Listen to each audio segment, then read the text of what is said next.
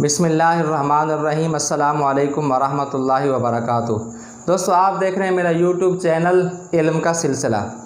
علم کے سلسلے میں آج ہم جس ٹاپک کے اوپر جس موضوع کے اوپر بات کریں گے وہ ٹاپک اور موضوع کیا ہے، اس کے اوپر سرسری طور کے اوپر نظر ڈال لیتے ہیں۔ آج کا ہمارا ٹاپک اور موضوع ہے توبہ۔ توبہ کا مطلب کیا ہے، توبہ کی شرائط کیا ہیں، توبہ کے فوائد اور برکات کیا ہیں۔ اللہ تعالیٰ نے سورۃ التحریم کے اندر اہل ایمان سے خطاب کرتے ہوئے ارشاد فرمایا، یا ایھا الذین آمنوا توبوا الی اللہ توبۃ نصوحا، اے ایمان والو اللہ تعالیٰ سے توبہ کرو اور توبہ نصوح کرو، یعنی خالص توبہ کرو۔ خالص توبہ کا مطلب مفسرین نے مختلف انداز سے بیان کیا ہے، جس کا حاصل اور نچوڑ یہ نکلتا ہے کہ خالص توبہ یہ ہے کہ انسان جس گناہ سے توبہ کر رہا ہے فوری طور پہ اس گناہ سے الگ ہو جائے اور آئندہ نہ کرنے کا پکا عزم کر لے۔ یہ توبہ کا مطلب اور توبہ کا معنی ہے، یعنی رجوع کرنا، گناہ کو چھوڑ دینا۔ توبہ کی شرائط کیا چیزیں ہیں، توبہ کی شرائط کے اوپر بات کر لیتے ہیں۔ توبہ کی شرائط علماء کرام نے کچھ بیان کیے، ہم آپ کے سامنے وہ بیان کر دیتے ہیں۔ توبہ کی پہلی شرط یہ ہے کہ انسان جس گناہ کے اندر ملوث ہے، جس گناہ سے توبہ کرنا چاہ رہا ہے، فوری طور پہ اس گناہ سے اپنے آپ کو الگ کر لے۔ یہ نہ ہو کہ وہ توبہ بھی کر رہا ہے اس گناہ سے اور اس گناہ کو کیے بھی جا رہا ہے۔ نہیں، توبہ کا مطلب یہ ہے کہ بھئی اس گناہ کو فوری طور پہ، جس گناہ سے وہ توبہ کر رہا ہے، فوری طور کے اوپر اس گناہ کو چھوڑ دے۔ مثال کے طور پہ ایک آدمی کا کام ہے لوگوں کو دھوکہ دینا، چیزوں کے اندر ملاوٹ کرنا۔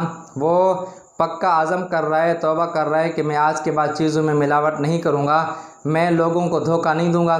وہ توبہ بھی کر رہا ہے لیکن ساتھ ساتھ لوگوں کو دھوکہ بھی دیے جا رہا ہے، چیزوں کے اندر ملاوٹ بھی کیے جا رہا ہے۔ تو صرف توبہ کہنے سے توبہ نہیں ہوگی۔ سب سے پہلی شرط یہ ہے کہ جس گناہ سے توبہ کر رہا ہے فوری طور پر اس گناہ سے الگ ہو جائے۔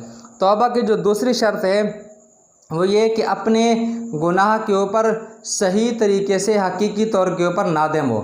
نادم ہونے کا مطلب یہ ہے کہ جس طریقے سے توبہ کرنے سے پہلے اس گناہ کی محبت اس کے دل کے اندر تھی، تو توبہ کرنے کے بعد اسی طریقے سے اس گناہ کی نفرت اس کے دل کے اندر ہونی چاہیے، اور وہ اپنے کیے کے اوپر نادم ہو، پریشان ہو۔ یہ نہ ہو کہ اس گناہ کے کرنے کے اوپر اس کو فخر ہو اور وہ اس گناہ کے کرنے کے اوپر اترا رہا ہو، تو یہ توبہ نہیں ہوگی۔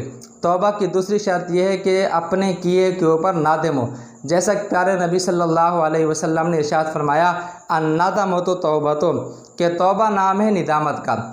توبہ کی جو تیسری شرط ہے وہ یہ ہے کہ آئندہ نہ کرنے کا پکا عزم کر لے۔ انسان جس گناہ سے توبہ کر رہا ہے تو وہ اپنے دل کے اندر پختہ اور مصمم ارادہ کر لے، پختہ ارادہ کر لے کہ میں آئندہ اس گناہ کو نہیں کروں گا۔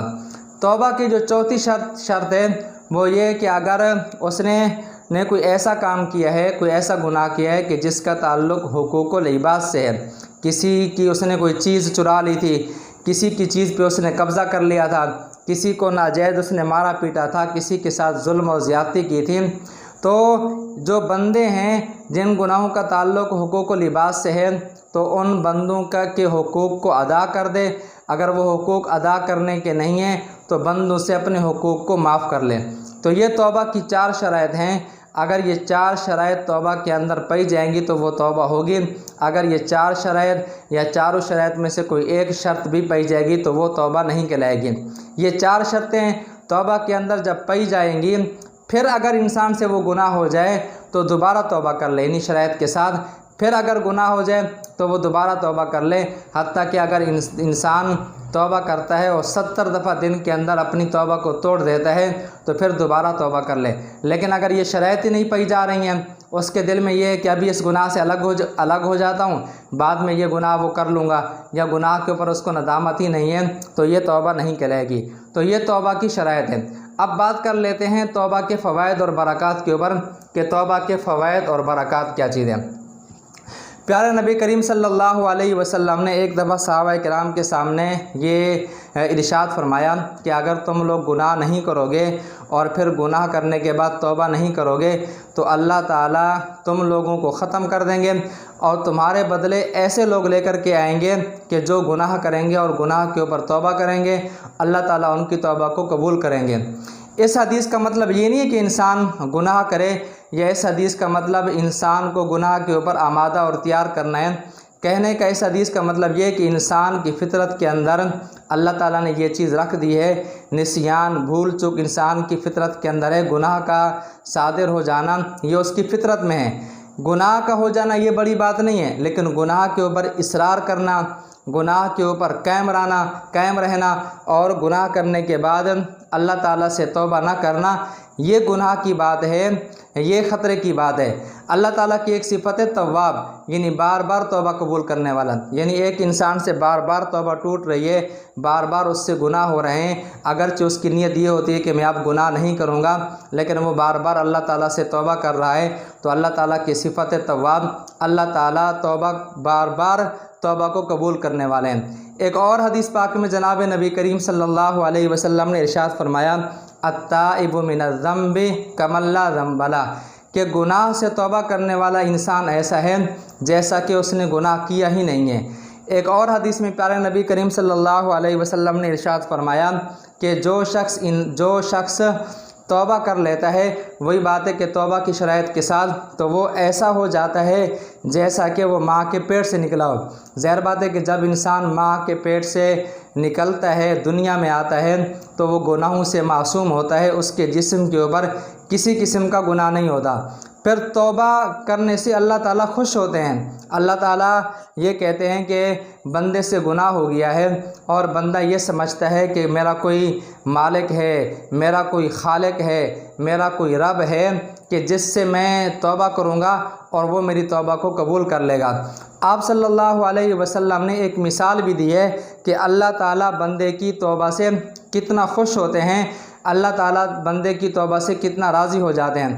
پیارے نبی کریم صلی اللہ علیہ وسلم نے یوں مثال دے کر کے سمجھایا کہ ایک آدمی ہو، سنسان اور خطرناک قسم کے جنگل کے اندر موجود ہو، اس کے ساتھ اس کی سواری، اس کا اونٹ ہو، اس پر کھانے پینے کا سامان موجود ہو، اور وہ اس جنگل میں دن کو آرام کرنے کے لیے، قیلولہ کرنے کے لیے ایک درخت کے نیچے سو جائے۔ جب وہ سو جاتا ہے، سونے کے بعد جب اس کی آنکھ کھلتی ہے تو وہ دیکھتا ہے کہ اس کی جو اونٹ، اس کی جو سواری تھی وہ بھی نہیں ہے، اور جو اس سواری کے اوپر کھانے پینے کا سامان موجود تھا وہ بھی اس کے اوپر موجود نہیں ہے۔ تو وہ آدمی اس جنگل کے اندر گھومتا ہے، پھرتا ہے سواری کی تلاش میں، نہ تو اس کو سواری ملتی ہے، نہ تو اس کو کھانے اور پینے کا سامان ملتا ہے۔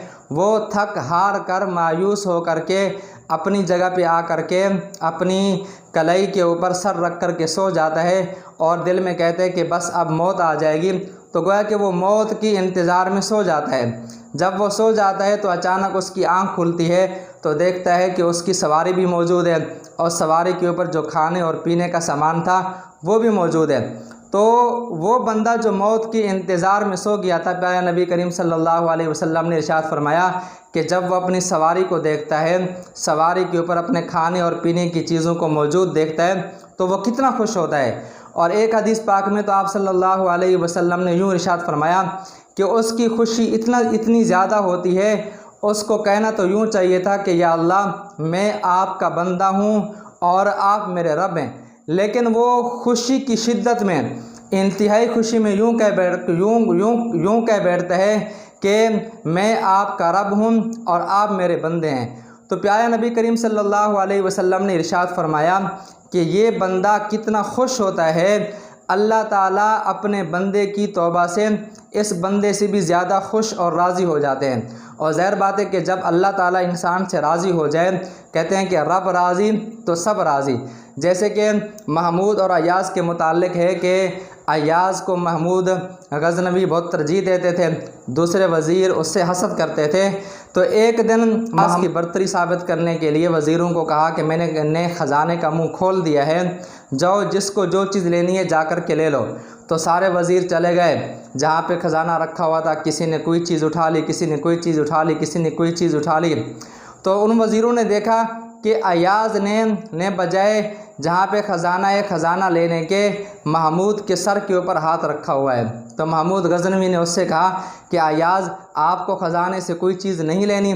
تو ایاز نے کہا کہ جب آپ میرے ہیں تو سب کچھ میرا ہے، جب بادشاہ میرا ہے تو جب رب راضی ہو جائے گا تو سب راضی ہو جائیں گے۔ اللہ راضی ہو جائے گا تو ہمارے مسائل پریشانیاں بھی انسان سے اللہ تعالیٰ راضی ہیں۔ تو اگر انسان جھوپڑی کے اندر رہ رہا ہے تو اس کو وہاں سکون مل رہا ہے، لیکن اگر انسان سے اللہ تعالیٰ راضی نہیں ہے، انسان سے اللہ تعالیٰ ناراض ہیں، اگر وہ محلات کے اندر اور بنگلوں کے اندر بھی رہ رہے تو اس کو سکون اور چین نہیں ہوگا۔ اللہ تعالیٰ سے دعا ہے کہ اللہ تعالیٰ ہمیں اپنے گناہوں کے اوپر سچی توبہ کرنے کی توفیق نصیب فرمائے۔ جو توبہ کی شرائط ہیں، توبہ کی شرائط کے ساتھ توبہ کرنے کی توفیق نصیب فرمائے۔ توبہ کے متعلق کچھ واقعات بیان کرنے کے لیے ملتے ہیں انشاءاللہ اگلی ویڈیو کے اندر۔ اگر ہمارا یہ پیغام، ہماری یہ ویڈیو آپ کو اچھی لگے تو ویڈیو کو سبسکرائب، شیئر اور لائک کیجئے۔